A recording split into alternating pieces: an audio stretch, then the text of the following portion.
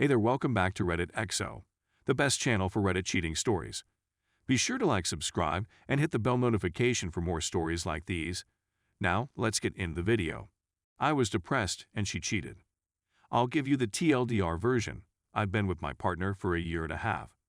At first, everything seems to be going swimmingly. I was a trophy boyfriend when we first met. Plus dates made her giggle the entire 9 yards. She was a fantastic girlfriend. We had incredible chemistry, and things were perfect for about 6 months. I'd like to mention that she has a 7-year-old son that I adore. After 6 months, the honeymoon period faded, but everything remained regular, with the exception of a few disagreements here and there.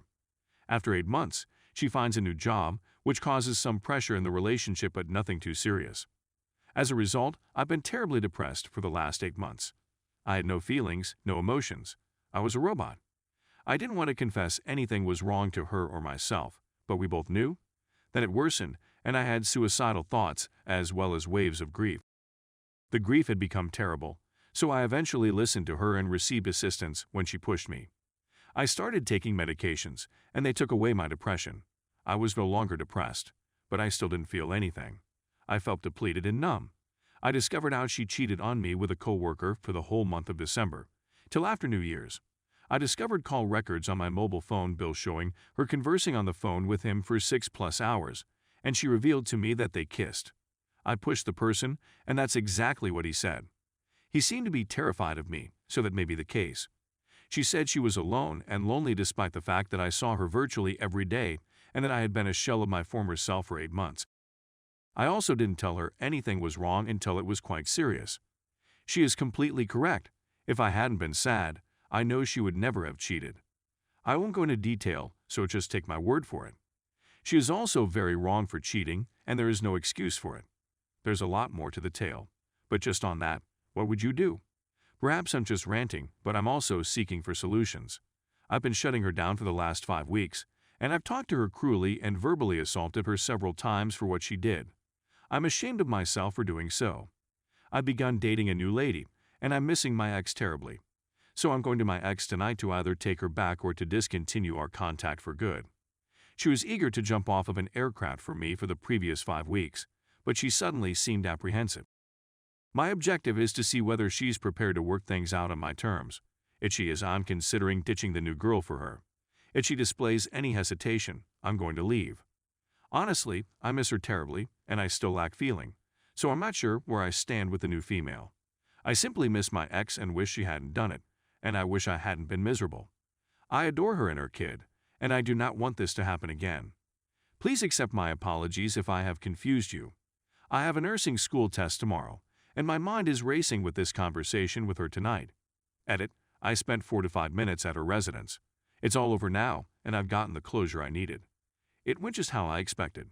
She's perplexed and saddened by my actions of bringing another lady out for Valentine's Day and insulting her. Those are real sentiments she feels, but she wasn't sure whether she wanted to continue for those and other reasons. That was all I needed to know. This is the end of the road for me, and I'm finally at peace. Thank you to everyone who took the time to reply. I'm not sure where I'd be without the folks at Reddit. Edit 2. She texted me this morning to wish me luck on my test. I also have another exam tomorrow, she says before adding, maybe we can chat more later, but I know you have a test tomorrow, so let me know. I'd like to if you don't mind. I'm not sure what else to speak about. Story 2. Emotional affairs in 11 steps.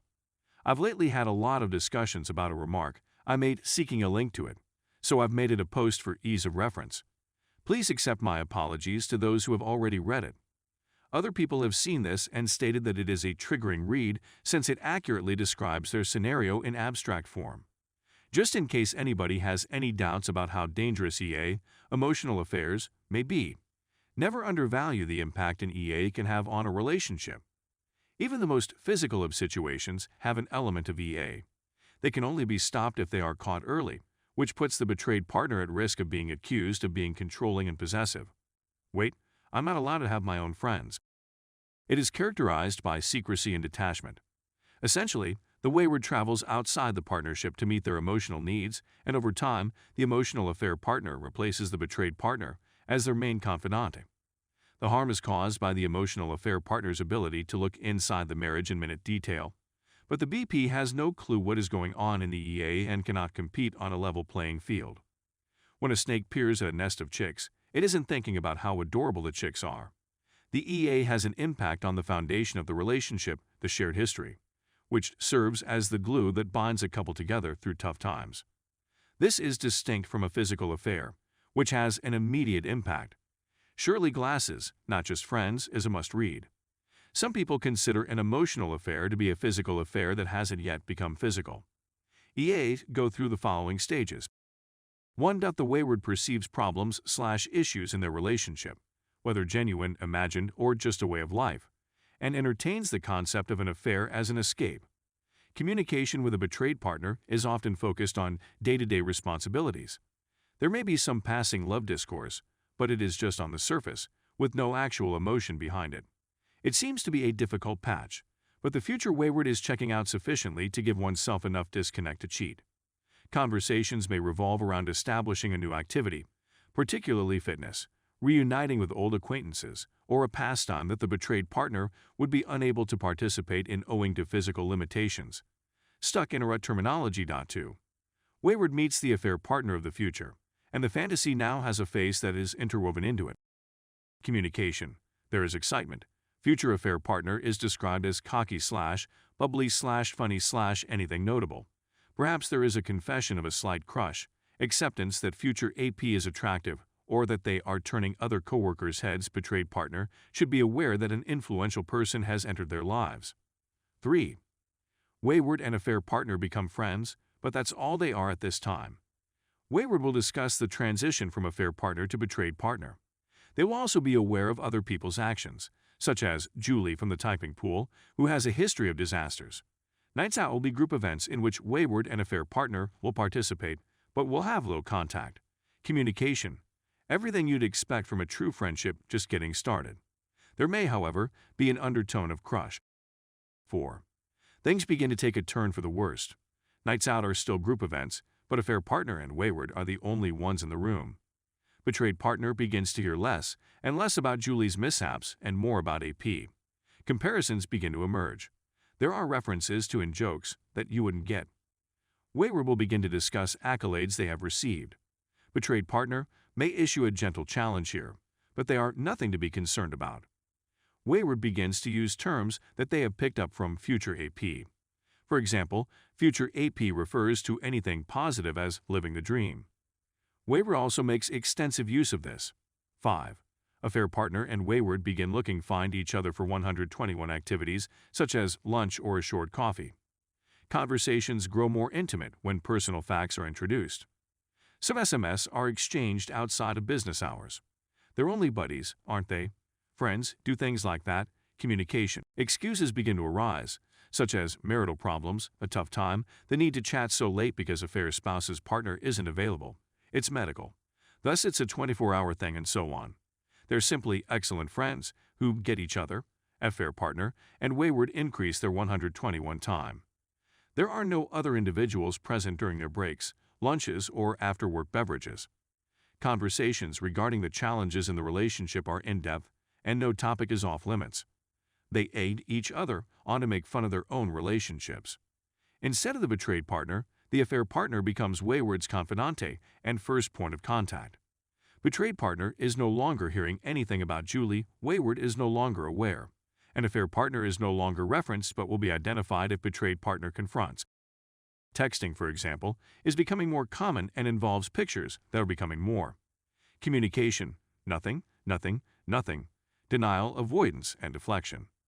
At this stage, the wayward may not even realize they are doing anything wrong. It's simply a great pleasant relationship with a beautiful person, not an affair. Betrayed is overreacting. 7. The wayward begins to hide what is going on. They are aware that something is wrong, but it cannot be cheating, can it? They haven't even kissed yet, but it would be lovely if they did. The wayward feels compelled to safeguard the emotional affair at all costs, even if it involves deceiving the betrayed partner. Communication, lies, deceptions, gaslighting, and all the other really bad things. Anger. Darvo goes above and above. 8. Because betrayed partner is no longer the confidante, they lose track of what's going on in wayward's life. They have discussed resolution with a fair partner and will not need to do so again when they return home. This pattern is repeated until betrayed partner and wayward are strangers in their own houses. At this stage, emotional growth is frozen, and the longer it continues, the more harm happens. "I love you but I'm not in love with you," says the speaker. Statements concerning marrying, having a family too young quickly. Essentially questions about whether the relationship was ever on solid ground or was ever any good. Will not be enticed to make long-term plans, such as vacations. 9. As a result of the emotional distance and the affair partner's major source of ideas, WP begins rewriting history. It was never a decent relationship, blah blah. This is supported by the fact that the love languages are stronger with a fair partner since they are aware of what is going on in wayward's life, e.g. giving a gift. A betrayed husband understands that women like flowers and chocolates. He purchases them. A fair partner is aware that wayward wife is a fan of a certain author and obtains a first edition autographed copy of the book she is missing. Betrayed husband has never heard wayward wife mention this author and would have no idea which book to purchase if he did. The betrayed husband may notice the present, but the wayward wife will minimize its importance. It was a group gift from the work team that they purchased on the spur of the moment, following a conversation over the water cooler. 10. With all barriers erased, a complete understanding of each other's needs, having shared nudes and spoken in detail what each other likes during, and being in frequent 121 scenarios. All it takes now is a look or a touch of the leg, and it becomes physical. 11. When this is revealed, reconciliation becomes very unlikely. It will never be admitted. The wayward has given themselves completely to the affair partner in every manner conceivable. Because of the harm done throughout stages 5-9, their opinion of betrayed partner is so warped that wayward wouldn't even want betrayed partner as a backup. They go about telling others falsehoods, although it's what they've been indoctrinated to think is the truth, to family, friends, and so on. They may try reconciliation, but it will be false or will need significant deprogramming to remove the wayward's warped viewpoints.